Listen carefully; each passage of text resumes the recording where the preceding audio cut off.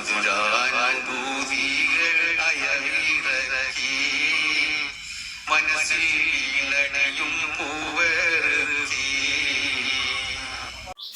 ആസിയ ആസിയ ഒന്നിട്ട് വാ. കാക്ക സുലു എന്തിനാ വിളിക്കണ്ടെന്ന് പോയി നോക്കി. സുലു ഇതെന്താ കയ്യില്? ഇത് നിങ്ങക്കേ ഇപ്പൊ പ്രത്യേകം തന്നതാട്ടോ. ആണോ സുലു? ഇത് കുഴപ്പമില്ലല്ലോ, നല്ല സാധനമാണല്ലോ. ഈ സാധനമൊക്കെ എനിക്ക് തന്നാ? ഇതൊക്കെ നിങ്ങക്ക് തന്നെ.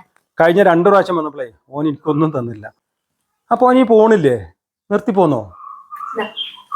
നിർത്തി പോരാനേ ഇക്ക ദുബായിക്കല്ല പോയത്, ജയിലിക്കാ പോയത്. ഞാനേ പോട്ടെട്ടോ, കൊറേ സാധനങ്ങൾ എല്ലാവർക്കും കൊടുക്കാണ്ട്. ശരി എന്നാ ആയിക്കോട്ടെ.